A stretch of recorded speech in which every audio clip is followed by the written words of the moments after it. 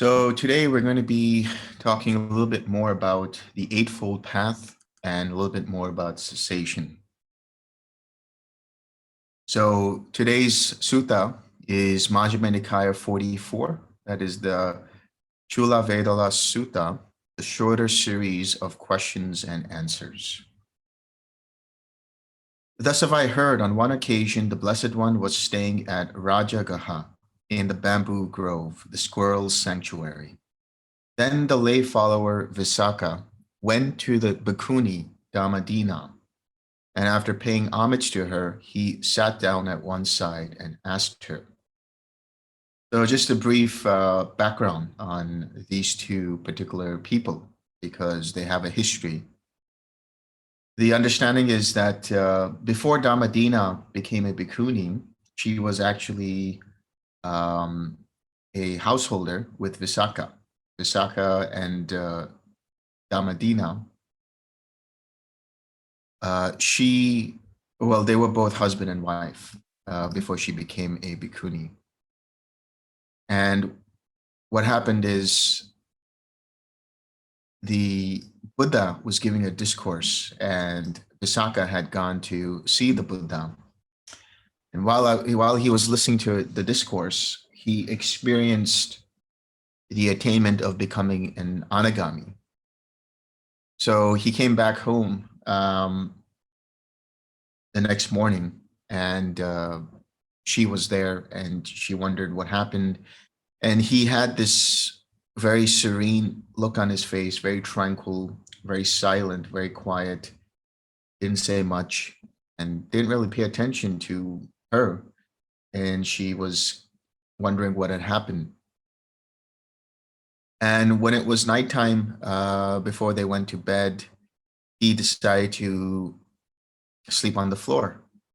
And she asked him what happened. And he said, I no longer have any interest in seeing you as my wife. And so I can't sleep beside you in the bed because I've had this attainment. And she was so curious about this. He asked Visakha all about it. And Visakha talked about the Buddha, talked about the Dhamma, talked about his experiences. And she then decided, I'm going to become a bhikkhuni. I am going to go and ordain as a bhikkhuni under the Buddha's dispensation. And Visakha was so delighted by that. And he said that would be wonderful. So she went ahead and became a bhikkhuni. And not long after, she became an arahant. And Visakha continued to be a layperson and continued to be an anagami. So what follows now is their discussion with Dhammadina, the arahant, now having a discourse for Visakha, or a dialogue rather, with Visakha, her former husband. And it's a very interesting discussion, very interesting dialogue. So just pay close attention to what's being said here. So Visakha says, and he asks her, Lady, identity is said. What is called identity by the Blessed One? Friend Visakha, these 5 aggregates affected by clinging are called identity by the Blessed One. That is the material form aggregate affected by clinging and craving. The feeling aggregate affected by craving and clinging. The perception aggregate affected by craving and clinging. The formations aggregate affected by craving and clinging. And the consciousness aggregate affected by craving and clinging. These 5 aggregates affected by craving and clinging are called identity by the Blessed One. So the 5 aggregates are basically psychophysiological components of what make up what is considered the personality or identity in this case. When we talk about mentality, materiality, we understand mentality, materiality to be materiality, which is material form, and mentality, which is made up of contact, feeling, perception, intention, and attention. Contact gives rise to feeling, and so that is the feeling aggregate. That is to say, what is experienced. It is the process through which an experience is understood. Perception, which is the recognizing of what it is that one is seeing or experiencing. Perception is that which labels, that which recognizes what is being experienced. And then formations, so intention and formations are closely connected. As I said before, to know the quality of your formations, see what the quality of your intention is. If your intentions, your choices incline towards the wholesome, then the formations are rooted in the wholesome. If your intentions are rooted in the unwholesome, then the formations are rooted in the unwholesome. So when the formations arise, they give rise to a certain kind of intention. And if one acts upon that kind of intention or changes it, that particular activity has an effect on the next arising of formations. So intention and formations are clearly connected. And then consciousness flows through attention. Where you put your attention to, where you attend to, that's where consciousness flows. So when you have the contact between the eye and form and you pay attention to what is being seen, there is the arising of eye consciousness, which directs attention, or attention is directed to whatever is being seen. Likewise with the other six sense bases. So there is this connection between attention and consciousness. So when you are in the meditation and your attention is rooted in the loving kindness, for example, that consciousness is directed, the awareness is directed towards the loving kindness. So practicing mindfulness is basically understanding where attention is moving and hence how consciousness is arising, affected or dependent by the object, dependent upon what is arising. So if you have hindrances arising, then there's attention given to those hindrances. And when that hindrance is being attended to, there is another consciousness that flows dependent upon hindrances. So there's awareness of those hindrances as mental objects. The mind consciousness arises dependent upon those hindrances. But the personality or identity is understood to be made up of these components of nama rupa, or mentality, materiality, or also understood to be as the five aggregates. Saying, "Good lady," the lay follower Visakha delighted and rejoiced in the Bhikkhuni Dhammadina's words. Then he asked her a further question. "Lady, origin of identity, he said. What is called the origin of identity by the Blessed One?" So what Visakha is doing is he's asking Dhammadina in the context of the Four Noble Truths. So we're understanding what is identity, which is seen as equivalent to dukkha. Because when the aggregates are affected by clinging, by craving and clinging, there is bound to be dukkha. And the origin of that, she says, is, friend Visakha, it is craving, which brings renewal of being, which brings up habitual tendencies, and is accompanied by delight and lust, and delights in this and that, and has clinging to it. That is craving for sensual pleasures. You say, I like this or I don't like this in the way of the experience of the six sense bases. Craving for being. You want to be in a specific jhana. You want to find out what kind of jhana you are in. This is called craving of being. Craving for being. Craving for non-being. You don't want to be in the current state you're in. And so this is craving for non-being. This is called the origin of identity by the Blessed One. Lady, cessation of identity, the third noble truth. Cessation of identity is said. What is called the cessation of identity by the Blessed One? Friend Visakha, it is the remainderless fading away and ceasing, the giving up, relinquishing, letting go, and rejecting of that same craving. This is called the cessation of identity by the Blessed One. That is to say, using the 6 R's, using right effort to let go, to relinquish, you give up, you reject that same craving. When you relax, you experience an expansion in your mind, a spaciousness in your mind that is the mind experiencing supramundane nirvana. Lady, the way leading to the cessation of identity, the fourth noble truth, the way leading to the cessation of identity said, what is called the way leading to the cessation of identity by the Blessed One? Friend Visakha, it is just this noble eightfold path. That is right view, right intention, right speech, right action, right livelihood, right effort, right mindfulness, and right collectedness. We'll get into each of these folds of the Eightfold Path in a little bit. Lady, is that clinging the same as these 5 aggregates affected by clinging, or is the clinging something apart from the 5 aggregates affected by clinging? Friend Visakha, that clinging is neither the same as these 5 aggregates affected by clinging, nor is clinging something apart from the 5 aggregates affected by clinging. It is the desire and lust in regard to the 5 aggregates affected by clinging that is the clinging there. In other words, if we were to say that clinging was separate from the 5 aggregates, then clinging would be considered to be a 6th aggregate. But if we were to say that clinging and the 5 aggregates are one and the same, then there is no escape from clinging and craving if they are inherent in the 5 aggregates.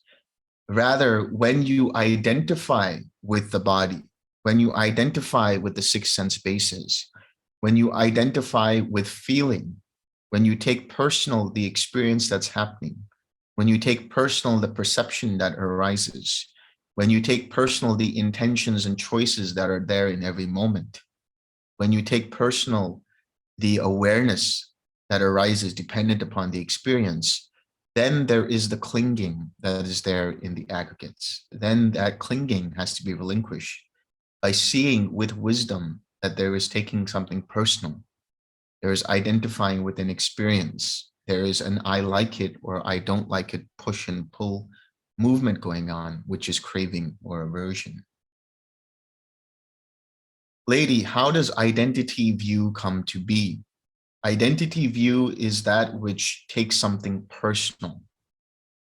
And here she says, here, friend Visakha, an untaught, ordinary person who has no regard for noble ones and is unskilled and undisciplined in their Dhamma, who has no regard for true men and is unskilled and undisciplined in their Dhamma, regards material form as self. That means they take this body as myself, or self as possessed of material form, or that the material form belongs to an independent self, or material form as in self, or that the self is outside of material form and so it is contained within the self, or self as in material form, that there is a self within this body. These are the 5 views which multiply, or the 4 views rather, which when multiplied by the 5 aggregates are the 20 wrong self-views that are let go of when one attains stream entry. And so one may regard feeling as self, or self as possessed of feeling, or feeling as in self, or self as in feeling. They can regard perception as self, or self as possessed of perception, or perception as in self, or self as in perception. They regard formations as self, or self as possessed of formations, or formations as in self, or self as in formations. They regard consciousness as self, or self as possessed of consciousness, or consciousness as in self, or self as in consciousness. That is how identity view comes to be. Lady, how does identity view not come to be? Your friend Visakha, a well-taught noble disciple who has regard for noble ones and is skilled and disciplined in their Dhamma, who has regard for true men and is skilled and disciplined in their Dhamma, does not regard material form as self. Why? Because they see form as being impermanent. This body continues to age in every moment. The cells pass away. The hairs turn thinner. The hairs gray. The skin wrinkles. The faculties, the physical sense faculties, diminish with age. And so if it is impermanent, and if we consider self to be something that is permanent and unchanging, it cannot be considered as material form, or self as possessed of material form. That would mean that there is an independent self, but that self would have to be experienced, and it is not experienced unless it's experienced through the body itself. But in that case, that self would be dependent upon the body. And if that's the case, then that self cannot be considered to be that unchanging self. Or material form as in self. Same way, if there is material form as in self, then that self is, again, independent of material form. And that material form is experienced, but not the self. And so if you can't experience the self, you can't say that there is some kind of unchanging self, or self as in material form. That means the self is dependent upon material form. So in that case, that would mean that when this body decays, so does the self. But if that's the case, then that can't be considered to be a permanent, unchanging self. He does not regard feeling as self, or self as in feeling, or self possessed of feeling, or feeling as in self, or self as in feeling. Feeling means experience, Vedana, that is any of the experience of the six sense bases, sensations, thoughts, ideas, notions. They're always changing. You have no control over what you're experiencing. You can only close your ears, and then so that the sound doesn't penetrate the ears, but you can still hear it still. In other words, you cannot control what you hear. You cannot control what you see. You cannot control what you smell. You can't control what you taste. It will be whatever arises. And so to have self in regards to in any way as feeling would not make sense, because feeling is always changing, always impermanent, always arising and passing away. And painful feeling can turn pleasant, and pleasant feeling can turn painful. And so that means that if a self arises in any of those, it cannot be, because a self is understood to be filled with bliss, filled with happiness. But here, self can be possessed of dukkha. Therefore, feeling can be possessed of dukkha. Therefore, feeling cannot be considered as self. He does not regard perception as self, or self as possessed of perception, or perception as in self, or self as in perception. Now, perception arises in conjunction with feeling.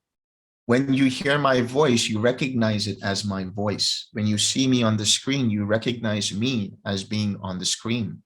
That's because there is recognition tied to that experience, and that is perception. But I go away, and so does the feeling, and so does the perception tied to that feeling. If that's the case, then perception is impermanent and liable to change, and therefore considered to be unsatisfactory. And if that's the case, it cannot be considered to be self.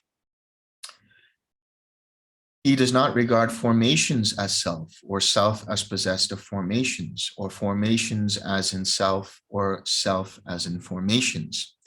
Formations keep arising and passing away. Contact gives rise to an experience that gives rise to an intention to react in a certain way. That reaction, or the intention to react, is dependent upon one of three formations: mental formations, which give rise to the experience of the feeling and perception; verbal formations, which give rise to expression of speech or thinking. Another way to understand verbal formations is when you're reading a book silently, you can actually hear the thoughts in terms of the words that you're reading. Those are the verbal formations coming into being and giving rise to the experience of verbalizing, depending upon what you're reading in your mind. And then physical formations to move, that is dependent upon contact and feeling. So when you take away that contact, then those formations no longer arise. And so that means those formations, being dependent, not independent, and therefore impermanent, and therefore liable to cause unsatisfactoriness, and should not be considered as self. He does not regard consciousness or awareness as self, or self as possessed of consciousness, or consciousness as in self, or self as in consciousness. Consciousness arises, remember, dependent upon contact between the eye and form, ear and sound, nose and odors, tongue and flavors, body and tangibles, mind and mind objects. And so when the sense base and the sense object join or make contact, there is the arising of that particular sensory awareness. Take away the contact and that awareness dissipates, ceases. Therefore, consciousness also, being impermanent, cannot produce everlasting happiness, and so is liable to bring about dukkha or unsatisfactoriness. Therefore, consciousness in any form cannot be considered as self. That is how identity view does not come to be. Lady, what is the Noble Eightfold Path? Friend Visakha, it is just this Noble Eightfold Path. That is right view, right intention, right speech, right action, right livelihood, right effort, right mindfulness, and right collectedness. Lady, is the Noble Eightfold Path conditioned or unconditioned? Friend Visakha, the Noble Eightfold Path is conditioned. So in other words, whenever you are in jhana, or whenever you are applying any of the aspects of the Eightfold Path, if you get attached to it, you are getting attached to something that is conditioned. In other words, if you become caught up in what jhana you are in, you're getting caught up in something that is conditioned. But if you let go of it and see this as a raft, as a boat to cross from one side to the other, this one side being craving and suffering, and this other side being the cessation of suffering and the unconditioned. And so you use the raft, which are the conditions of the Eightfold Path. So you use the jhana practice, sila, samadhi, and panya to go towards the unconditioned. But once you experience the unconditioned, then you let go of the raft. So don't get attached to whatever jhana experience you're having. Don't get caught up in where you are at or whether you're in this jhana or that. Just see it for what it is and let go of any expectations. Lady, are the three aggregates included by the Noble Eightfold Path, or is the Noble Eightfold Path included by the three aggregates? The three aggregates are not in reference to the five aggregates. When we talk about these aggregates, we're talking about collections, or we're talking about categorizations. So the three categories here are sila, samadhi, and panya, or ethics and morality, meditation, and insight and wisdom. The three aggregates are not included by the Noble Eightfold Path, friend Visakha, but the Noble Eightfold Path is included by the three aggregates: right speech, right action, and right livelihood. These states are included in the aggregate of sila, or virtue. So what is right speech?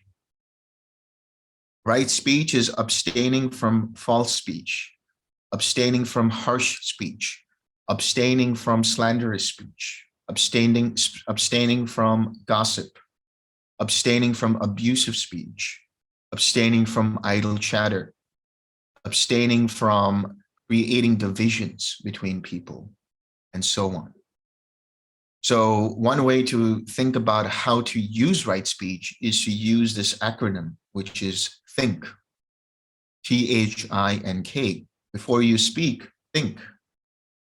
T, is it timely? Is it the right time to say what you're going to say, depending upon the context and situation? H, honesty. Is it truthful? Is it honest? Is it factual? Do you know it do you know what you're about to say to be for a fact? I, what is the intention behind what you're about to say? Is the intention wholesome or unwholesome? N, necessary. Is it necessary for the benefit of all parties involved for you to say what you're going to say? And K, kindness. Can it be said with loving kindness? Can it be said in a way that is peaceful and friendly and seeks to not create divisions, but seeks to bring peace and resolve conflict? Right action. What is right action? Right action is abstaining from killing and harming living beings intentionally, abstaining from taking what is not given, abstaining from sensual and sexual misconduct. And within that also is abstaining from taking intoxicants, but that's implied in mindfulness, where you don't indulge in alcohol, you don't indulge in other intoxicants, you don't get caught up in intoxicants because you are mindful. So what we're talking about when it comes to right speech and right action is really following the 5 precepts. Every time you take the 5 precepts and you make a commitment, it's not a ritual, it's not a ceremony, it's not something you just do as a rites and ritual. It's something that you make a commitment to every morning in the beginning of your day. You say that I will follow the 5 precepts and therefore I will follow right speech and right action. Right livelihood. What is right livelihood? Right livelihood means abstaining from any kind of business or work that deals in weapons, poisons, alcohol, people, and meat.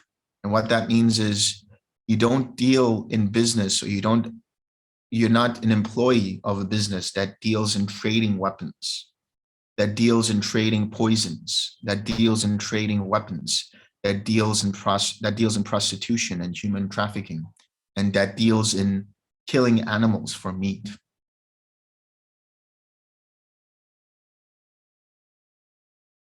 Right effort, right mindfulness, and right collectedness. These states are included in the aggregate of samadhi, or collectedness, or meditation. So what is right effort? Right effort is fourfold. It is making the effort to make sure that you prevent any unarisen, unwholesome states from arising. You make an effort to let go of any arisen unwholesome states. You make an effort to generate a wholesome state of mind. And you make an effort to maintain a wholesome state of mind. And so when you use the 6 R's, you are using right effort. You are cultivating right effort. When you recognize that there is a hindrance, an unwholesome state of mind, you prevent that from further flowing. And so the unarisen wholesome qualities of mind stop in their tracks, and you recognize. When you release your attention away from them and relax and tranquilize the mind and body, you abandon those unwholesome states of mind by abandoning the craving, the tightness and tension, and therefore the formations rooted in those hindrances. When you come back to your smile, you generate a wholesome state of mind. And then when you return to your object of meditation, you maintain that wholesome state of mind. And you repeat whenever necessary. Right mindfulness. Right mindfulness is observing how mind's attention moves from one place to the next. And so whenever you are using right effort, whenever you're recognizing your attention is no longer here using right effort, you're also applying right mindfulness. Mindfulness in regards to the body as body, feeling as feeling, mind as mind, and mind objects as mind objects, or phenomena as phenomena. And what that simply means is you're aware of what's happening in relation to the body. You're aware of what's happening in terms of, is there craving arising in relation to the body? Is there identification arising in relation to the body? Is there identification arising in relation to feeling? Is there identification arising in relation to mind and mindsets? Is there identification arising in reference to the phenomena that's happening? That could be the hindrances, that could be the enlightenment factors, that could be the 4 noble truths, that could be any kind of phenomena that arises. And if there is identification, then you use right effort to let go of it. So you're not using the 6 R's just in meditation practice. You're using it in daily living. You're becoming aware of your mind and the states of mind dependent upon body, mind, feeling, and phenomena. And you're seeing if there's craving arising or aversion or identification arising in reference to those. When you see that, you let go of it using right effort. And so mindfulness allows you to be aware of every present moment and seeing everything that's arising in every present moment as being impermanent, as being liable to create dukkha, and therefore not to be considered as self, not to be taken as being personal, seeing everything as being impersonal. And this is using yoniso manasikara, or what I call attention rooted in reality. And right collectedness. What is right collectedness? When the mind becomes collected around its object of meditation, secluded from unwholesome states, secluded from hindrances, secluded from sensual experiences, paying attention only to its object, it gives rise to the first jhana, the second jhana, the third jhana, the fourth jhana, and then the arupa states within the fourth jhana: infinite space, infinite consciousness, nothingness, and neither perception nor non-perception. Right view and right intention. These states are included in the aggregate of panya, or insight and wisdom. So what is right view? There are two understandings of right view. There is the mundane understanding and the supramundane understanding. The mundane understanding gives rise to certain qualities of the mind, creates empathetic qualities in the mind, creates generous qualities in the mind, creates qualities of appreciation in the mind. And the reason being is that supramundane right view inclines the mind towards seeing that there is a cause and effect to every action, to every intention in the form of thoughts, in the form of speech, and in the form of physical actions. That there is a rebirth happening in every moment. Now, you don't have to believe in rebirth on the macro level, but at least you see that there's an arising and passing away of different states of mind in every moment. That there is an appreciation for one's parents, even if one's parents has abandoned one, even if one's parents have been abusive. Obviously, it doesn't justify the abuse, but one has an appreciation for the fact that one's parents brought one to this life, a life which has the potential to bring one to the experience of nibbana. And so there's gratitude for them, gratitude for one's elders, for one's relatives. There's the understanding that there is this world and the other. And what that means is that there is a openness of understanding that there can be potential life forms in other dimensions. That could mean the 31 planes of existence, or that could mean this world and another world. This gives clarity to mind to say that we are not alone, and that there is a sense of compassion to be given, not only to us as humans, but to all beings, whether they are human or non-human. Then there is the understanding that there are those who have attained the path. There are those who have completed the path. And there is gratitude to them, and there is a recognition that they can provide some pointing out to how to walk that path. The supermundane right view arises when you have the experience of arahatship, and that experience is the full understanding of the Four Noble Truths in every single way. And what that means is you completely understand what dukkha is, what suffering is. You abandon the causes of suffering, namely ignorance, conceit, and craving. You experience and realize for yourself nibbana, the cessation of suffering. And you have cultivated and perfect the Eightfold Path to lead you to arahatship and to experience the Four Noble Truths. After that, then your perspective is always in the context of the Four Noble Truths. You can understand the Four Noble Truths through dependent origination. For example, when craving arises, you understand that craving is the dukkha. You understand that the cause of the craving is identifying with the feeling. You understand by letting go, cultivating right effort, which is the heart of the Eightfold Path, and therefore the 6 R's, which are the heart of the Eightfold Path. leads to the cessation of craving by ceasing the identifying with the feeling. And the reason why the 6 R's are considered to be the Eightfold Path is because it is right effort. And the right effort is the heart of the Eightfold Path, because you use right effort from going from wrong view to right view, wrong intention to right intention, wrong speech to right speech, wrong action to right action, wrong livelihood to right livelihood, wrong mindfulness to right mindfulness, wrong collectedness to right collectedness, wrong insight to right insight, and wrong liberation to right liberation. The last two, right insight and right liberation, have to do with the fruition of arahatship. That is where the solidification of the Eightfold Path happens, where now the operating system of the mind is automatically following the Eightfold Path without a second thought. It becomes the behavioral pattern of an arahat's mind. And so the Four Noble Truths are fully established.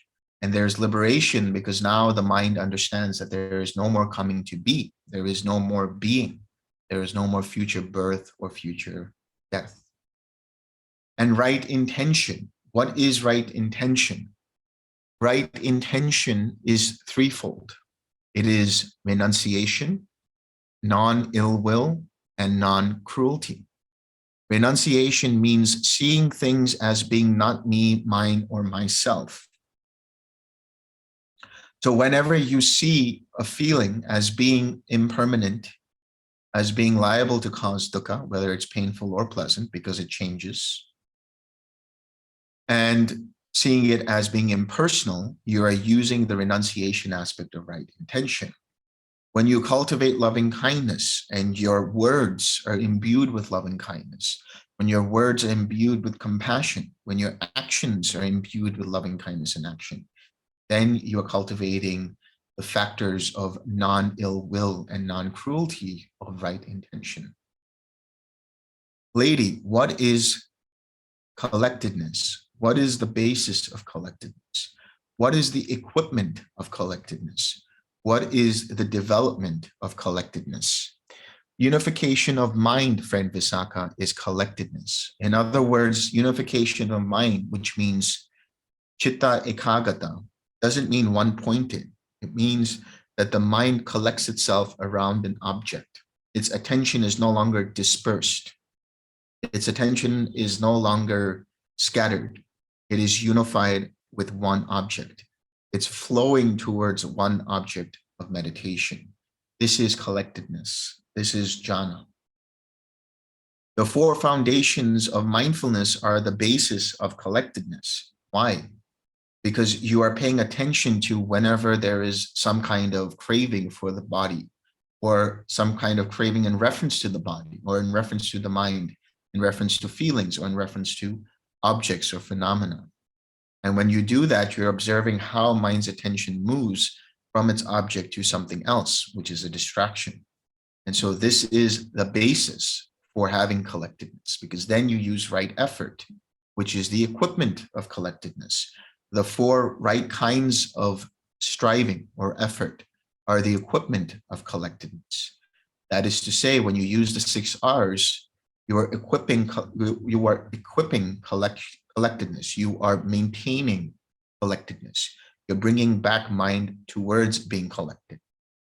The repetition, development, and cultivation of these same states, as mentioned, is the development of collectedness therein. Now we get into something very interesting. Listen very carefully. Lady, how many formations are there? There are these 3 formations, friend Visakha: the bodily formation, the verbal formation, and the mental formation. But lady, what is the bodily formation? What is the verbal formation? What is the mental formation? In-breathing and out-breathing, friend Visakha, are bodily formation. Also, any reference to the body in terms of contact with the body, in reference to movement, is also bodily formation. Applied thought and sustained thought are the verbal formation. In other words, having an intention and verbalizing it or visualizing it is part of verbal formations. Thinking about what you're about to say before you speak is also verbal formations, that is applied and sustained thought. Perception and feeling are mental formation. But lady, why are in-breathing and out-breathing the bodily formation? Why are applied thought and sustained thought the verbal formation? Why are perception and feeling the mental formation? And Visakha, in-breathing and out-breathing are bodily. These states are bound up with the body. That is why in-breathing and out-breathing are the bodily formation. First, one applies thought, thinks about something, and examines it or sustains thought, and subsequently breaks out into speech. That is why applied thought and sustained thought are the verbal formation. Perception and feeling are mental. Even when you have a bodily feeling, it is experienced by the mind. It is experienced by mentality. When you perceive something, even if it's in the physical sense of the word, in terms of seeing something physical or feeling something physical and recognizing that this experience is itchy or hot or cold or windy or wet or dry, these perceptions are still mental because they come into contact with the mind. These states are bound up with the mind. That is why perception and feeling are the mental formation. Now, how does the attainment of the cessation of perception and feeling come to be? When he says the attainment of the cessation of perception and feeling, he's not talking about how does one intentionally get there. That is the practice of the anagami and the arhat. What he's talking about is how does an attainment happen? How does a attainment into stream entry or sakadagami happen? How does an attainment of anagami or arhatship happen in terms of the cessation of perception and feeling, which is followed by the experience of the unconditioned? How does it happen? And so she says, friend Visakha, when a bhikkhu is attaining the cessation of perception and feeling, it does not occur to them, I shall attain the cessation of perception and feeling, or I am attaining the cessation of perception and feeling, or I have attained the cessation of perception and feeling. But rather, their mind was previously developed in such a way that it leads them to that state. In other words, you cannot will to be in nibbana. You cannot will to have an attainment. It arises because of the right causes and conditions. It arises because of continually letting go of even the desire for cessation. See, she's not talking about that he will attain, that he says, I will attain it. Instead, he lets go of that idea. And obviously, while you're in cessation, you don't have the concept that I am attaining the cessation of perception. And when you come out of it, you don't say that I have attained it. You just experience the links of dependent origination. And then there is a moment where you experience profound relief and joy and say, what was that? Lady, when a bhikkhu is attaining the cessation of perception and feeling, which states first cease in him? The bodily formation, the verbal formation, or the mental formation? Friend Visakha, when a bhikkhu is attaining the cessation of perception and feeling, first the verbal formation ceases, then the bodily formation, then the mental formation. Why? Think about it. When you sit down for meditation and you get into the first jhana, first you intentionalize the experience of metta, then you let go of the thinking, and now your observation rests on the metta. Therefore, there is no longer any verbalizing going, and so verbal formations cease. When you get to the fourth jhana, you start to lose contact with the body, and you start to lose, or your breathing starts to become less apparent. And so there is the ceasing of the bodily formation. And finally, when you attain the cessation of perception and feeling, you no longer have any inputs that are happening with regards to any kind of experience of feeling or perception.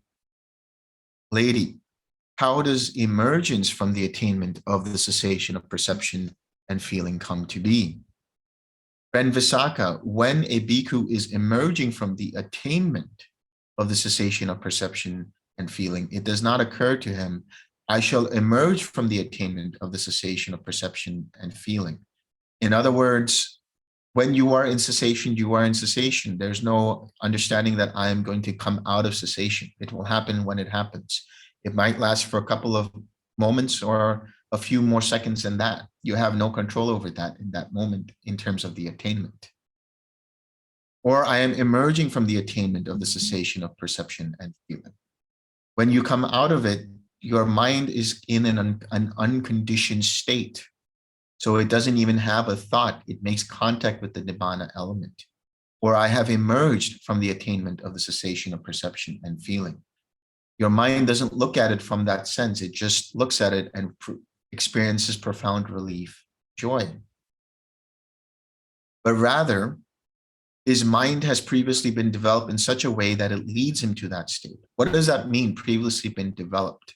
That means using the 6 R's, using right effort, being in jhana, having no expectation, no anticipation of what signposts arise or don't arise, and continually letting go, even the desire for nibbana.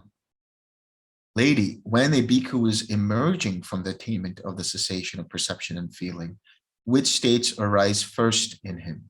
The bodily formation, the verbal formation, or the mental formation? Friend Visakha, when a bhikkhu is emerging from the attainment of the cessation of perception and feeling, first the mental formations arise. There is a feeling and perception dependent upon the contact with the Nibbana element. And so you experience relief and joy because of that. Then the bodily formation. Now you come into contact with body. And then the verbal formation, which is to say, when it comes to the bodily formation, you experience great amounts of energy in the body, great amounts of energy in the mind. And then the verbal formation, that usually happens when you say, what was that? What just happened? Lady, when a bhikkhu has emerged from the attainment of the cessation of perception and feeling, how many kinds of contact touch him?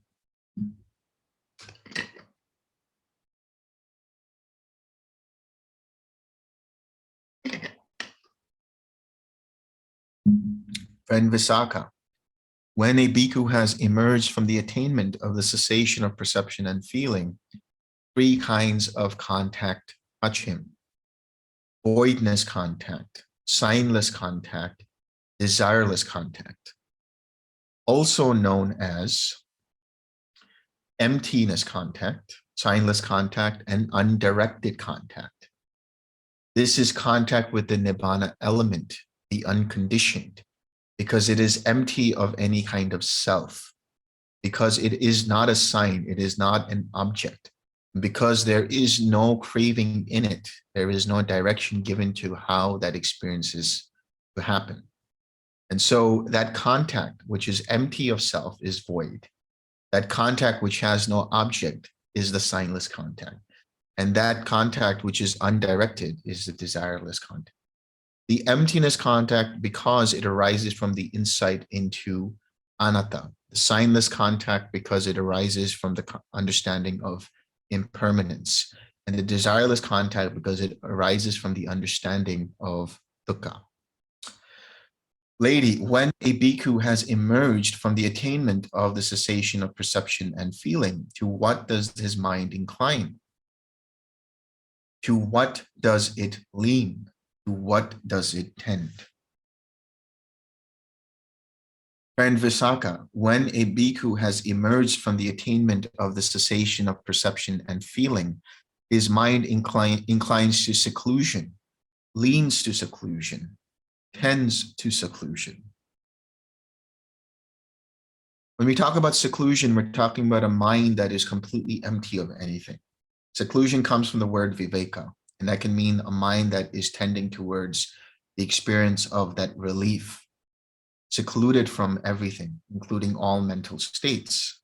But viveka also means a specific type of understanding. That understanding is seeing the links of dependent origination. Viveka really means understanding what is real and what is unreal. And so that understanding comes from having seen the links of dependent origination.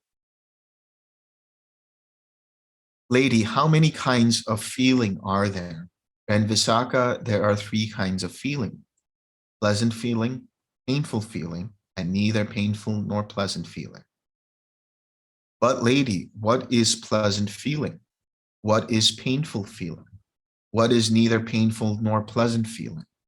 Friend Visakha, whatever is felt bodily or mentally as pleasant and soothing is pleasant feeling.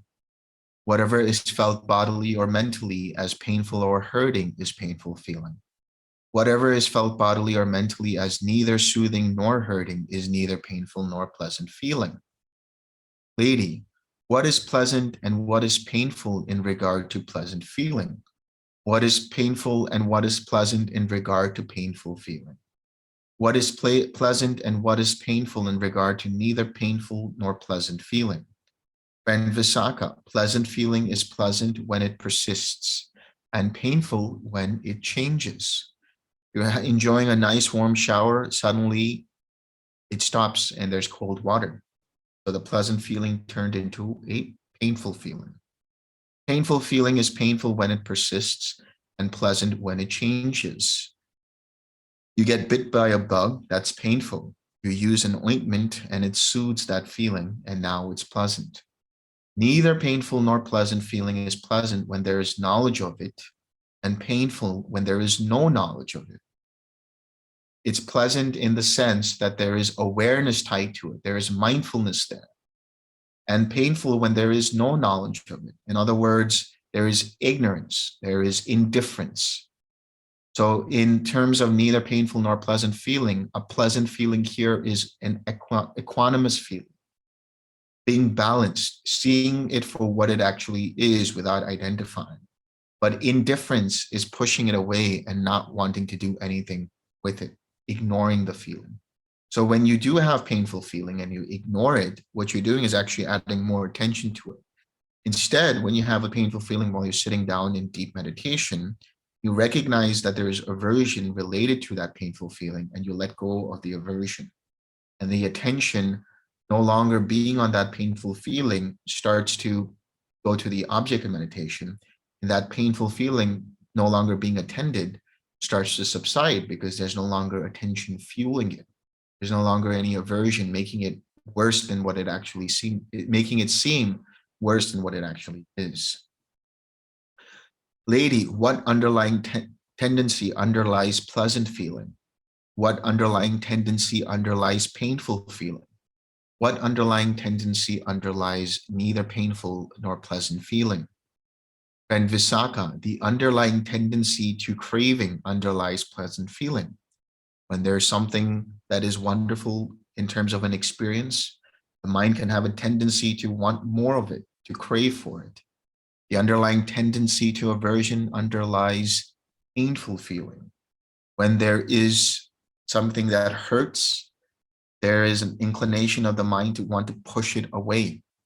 The underlying tendency to ignorance underlies neither painful nor pleasant feeling. When you choose to ignore a feeling, you are indifferent to it. But if you see it in an equanimous, mindful manner, as seeing it as being impermanent and therefore impersonal, then you don't have ignorance there. Ignorance is lack of mindfulness, not paying attention to what is happening in relation to your mind in reference to the feeling. But mindfulness is paying attention with attention rooted in reality to what is arising and passing away. Lady, does the underlying tendency to craving underlie all pleasant feeling? Does the underlying tendency to aversion underlie all painful feeling? Does the underlying tendency to ignorance underlie all neither painful nor pleasant feeling?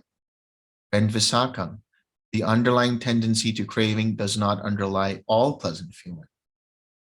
The underlying tendency to aversion does not underlie all painful feeling. The underlying tendency to ignore ignorance does not underlie all neutral feeling. Why?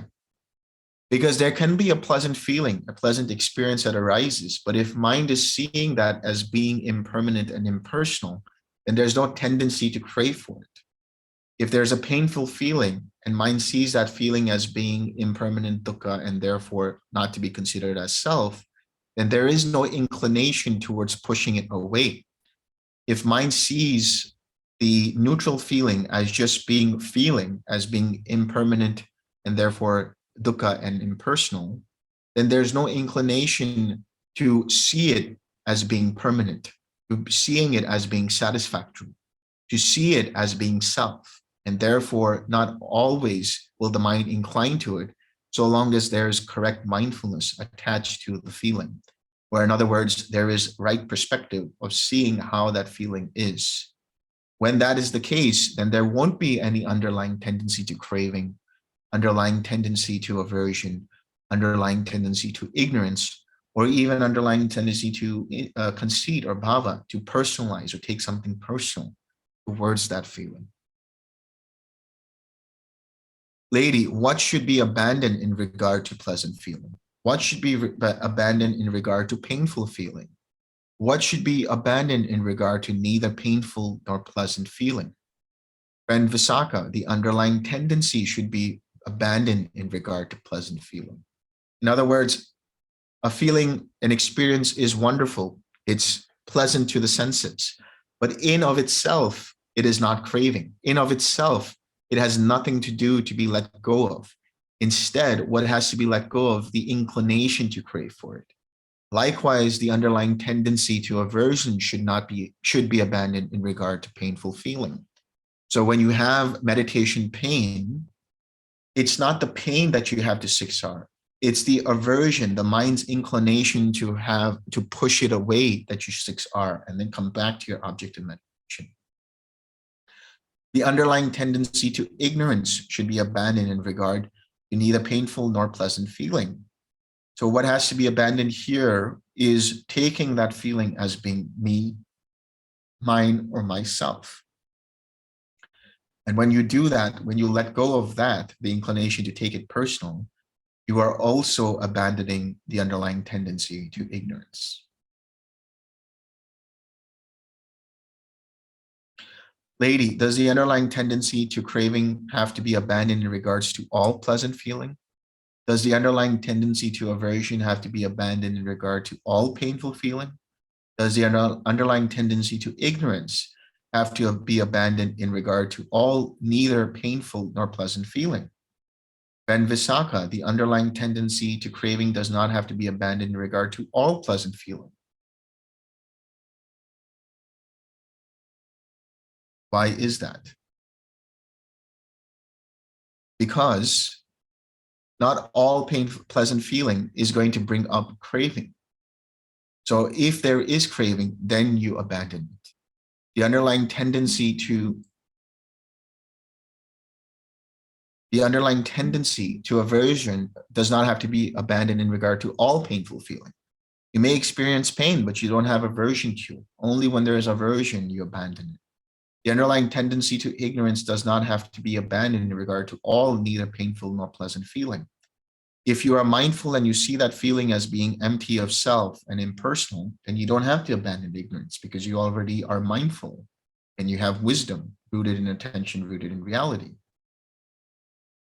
Here, friend Visakha, quite secluded from sensual pleasures, secluded from unwholesome states, a bhikkhu enters upon and abides in the first jhana, which is accompanied by applied and sustained thought, with rapture and pleasure born of seclusion. With that, he abandons lust, and the underlying tendency to lust does not underlie that.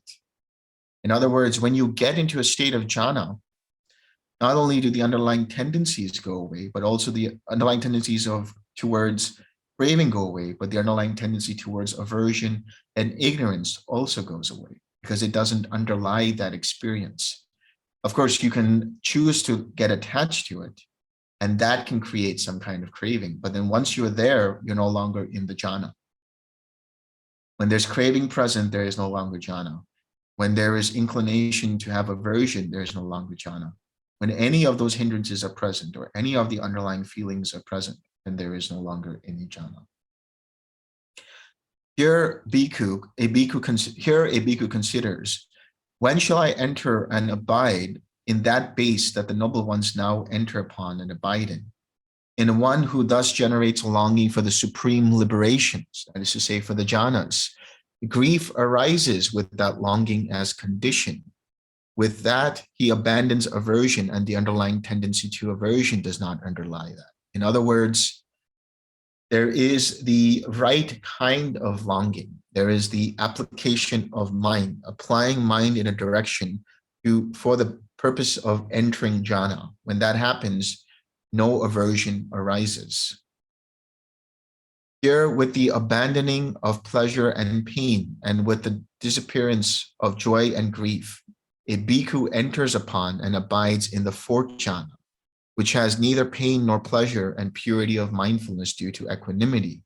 With that, he abandons ignorance, and the underlying tendency to ignorance does not underlie that.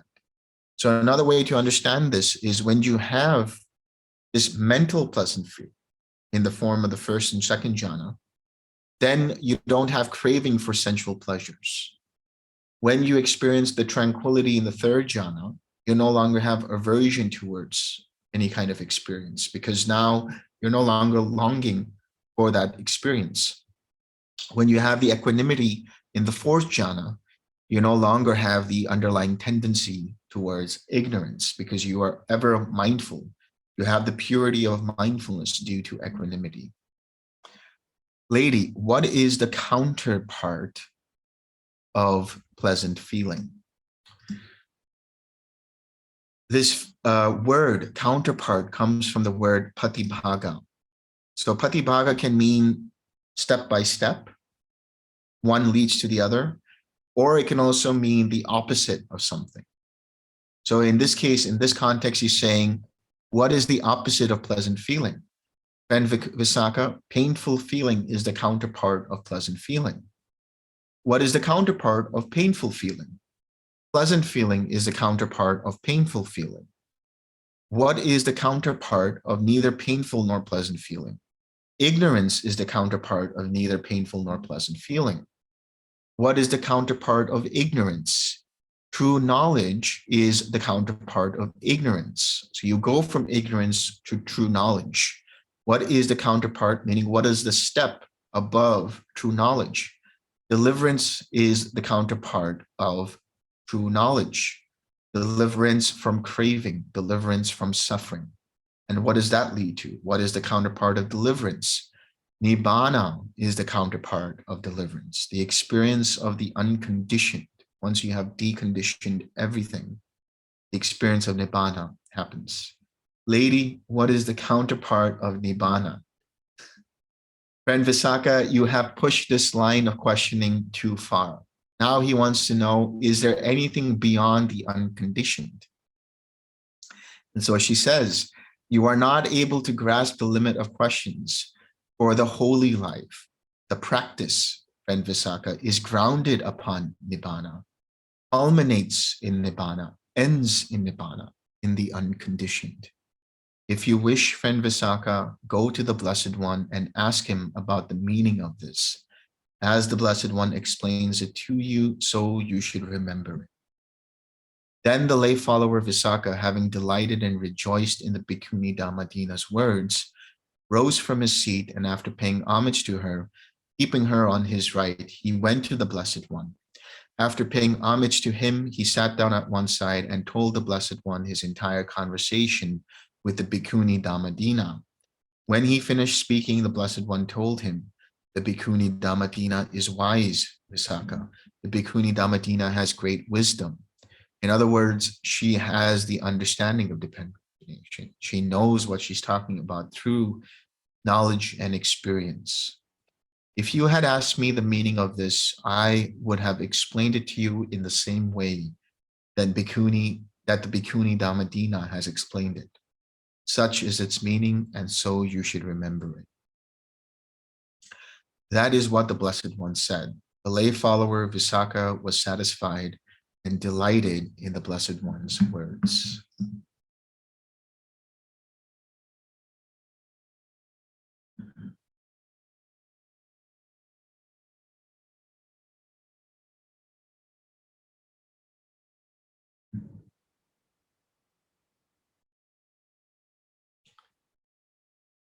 Does anybody have any questions?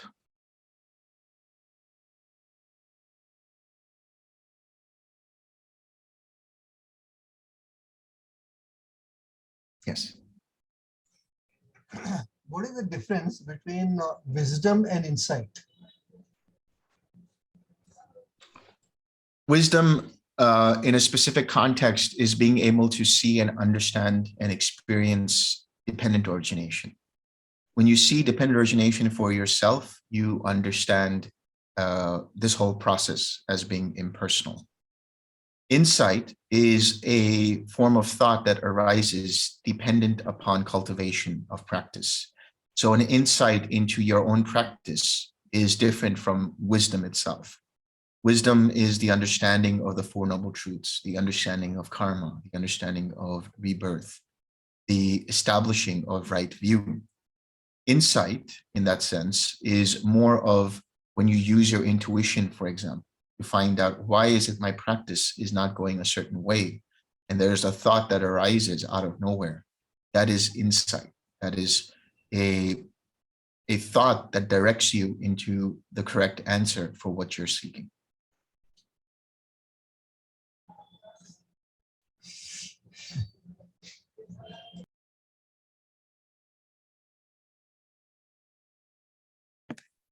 I got a question. Yes. When you were talking about was it mental, verbal, and bodily formations? It was the mental was it feeling, perception, and feeling, right? Yes. So I just want to make sure I understand it, because like the verbal one, I didn't realize it was like mentally verbalizing as well. I always think it's like vocally. But for perception, is that sort of the labeling process that the mind goes through? Like this is that, that's that, and tries to put a narrative together? Yes. Yes. Okay. That's perception. So perception is always rooted in memory. That's why perception is also known as recognition. So you're cognizing what you've already experienced before. Let's say you have never seen or experienced the flame of a stove, and you put your hand on the stove, you experience the heat, you experience the fire, and you experience pain. That is the feeling. The perception that that is hot and painful is the perception. The seeing of that as being pain and hot and painful is perception. And so now you are always remembering that that stove, when it's on fire, is hot and painful. So don't put your hand on the stove. So that is rooted in memory.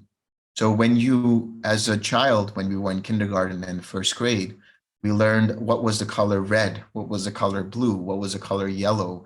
This is a dog, this is a cat, and so on. What we were learning is putting names to things, and now we were remembering them. So we were cognizing that this is the color red. We were cognizing this is the color yellow. And now whenever we see red, our mind automatically recognizes and labels that thing as being red, or as that thing as being blue. So perception is always rooted in memory. So it's like, when you're kids and you're learning stuff, you're putting a whole reality together for them that, when you meditate, you start to deconstruct that. Yes. And say, well, this is not how it actually is, but I kind of understand how we sort of put it together to make sense of things. Okay. Yeah, that's a very good way of looking at it, because the reality that we experience is conditioned. And what that means is it's conditioned by our perceptions. It's conditioned by our notions and ideas. And when you meditate and you go through this process of deconstructing, as we talk about unconditioning the mind, we're letting go of any preconceived notions of what reality is or isn't. Because when you see a person, let's say you go and meet somebody that you haven't met in a long time, you have a picture, you have an image of that person being a certain way. And after 5 years of meeting them, you have an expectation, even if you don't really verbalize it or consciously expect it, there's an unconscious expectation that that person is still the same. And then there's cognitive dissonance because you realize that that person has changed, or they're no longer the same person that they were 5 years ago. So we create the reality around us dependent upon our perceptions, dependent upon our ideas and projections. But to see reality as it actually is, that is Yatta Bhuta Jnana Dasanam. the knowledge and vision of things as they really are, happens because of the experience of the unconditioning, because of the experience of Nibbana. That's why the Arhat's mind no longer takes anything personal, no longer projects anything as being me, mine, or myself, and no longer has preconceived notions about something. Yes, they have perceptions. Yes, they perceive red as red, but there's no longer conceptualizing that red as being mine, me, or myself, and they no longer project any kinds of opinions about a person, or about values, or about people, or about trees, or anything. They see things as they really are, in a state of being unconditioned. Their mind is unconditioned. It sort of reminds, somebody told me that there was some study that was done based on people listening to a bell, I guess ordinary people and monks, and I guess they were doing, I don't know if it was brain scans. It was just, he just told me the gist of it. And every time someone listened to a gong, it peaked, and then the next time it peaked a little, and then less and less. But for the meditators, it was up every single time the same. Is that kind of like they didn't, it was like an experience for the first time. They still understand what it Yes. is, but the mind's not saying, oh yeah, I know what that is, and Yeah, gets I used expect to it. that to be there. Yeah, exactly. It doesn't get Right. used to it. It's fresh in every moment. Yes.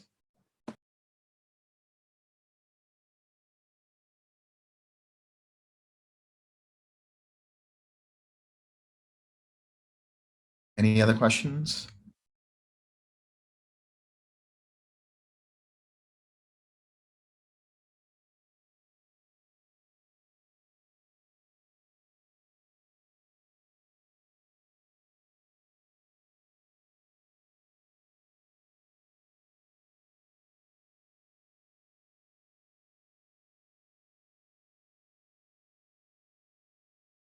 No one else? Okay. Let's share some merit.